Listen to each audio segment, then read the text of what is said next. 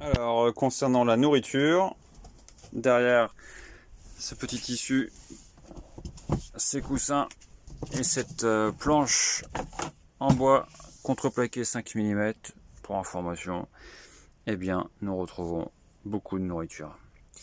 J'aime bien stocker, j'aime bien me sentir comme dans un camping-car, dans une caravane, j'ai du stock. Bon, un peu trop peut-être des fois, mais ça le fait quand même.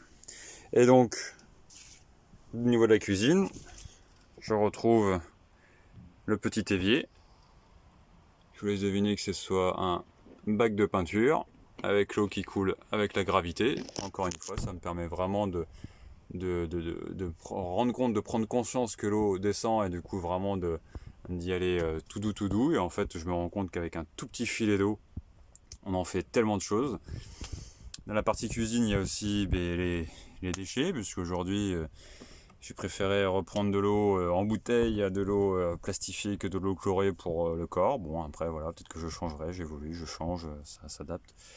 La partie compost et le petit vide-poche là-haut.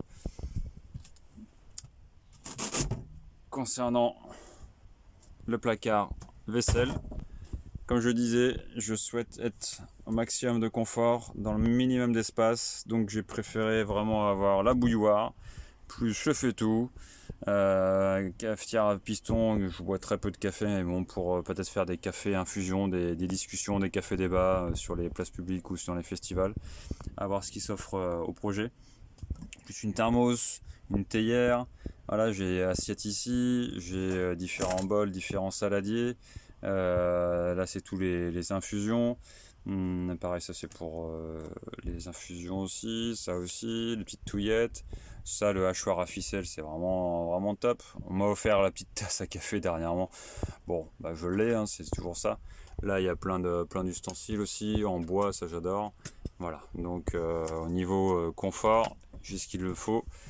Et puis ensuite, au niveau le réchaud-four, encore une fois, voilà, avec ça c'est vraiment top, ça permet de faire les gouttoirs. La petite monoïne. Ici, du coup, on retrouve la petite étagère spéciale ortie, avec l'ortie en feuilles, l'ortie séchée, et en poudre plutôt. Merci à Elise qui m'a initié à ça. Là, je fais sécher aussi quelques plantes. Là, il y a un peu de bazar, il y a un peu d'épices, l'étagère à épices. Voilà, derrière aussi, je retrouve encore une grande assiette, des plateaux, enfin plein de choses. La tasse, on retrouve crêpière, des passoires, ça c'est pour faire les frites, ça c'est pour faire du pain grillé aussi. La poêle, plus plein d'ustensiles aussi, la roulette à pizza. Hyper important d'avoir une roulette à pizza dans une caravane à vélo. Et dans une cuisine, bien entendu, il y a un garde-manger. Voilà. Donc pas de frigo. C'est pas nécessaire.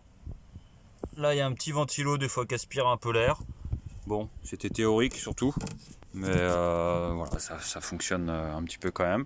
Et non, en fait, là-dedans, je fais mon beurre clarifié. Donc le ghee, ça permet vraiment de pouvoir tenir le beurre longtemps hors frigo. Il y a plein de frigos partout sur la route. Donc du coup, je préfère acheter régulièrement tous les 3 jours. Et puis, je peux rentrer par-dessus aussi. Là, j'ai encore un peu de bazar.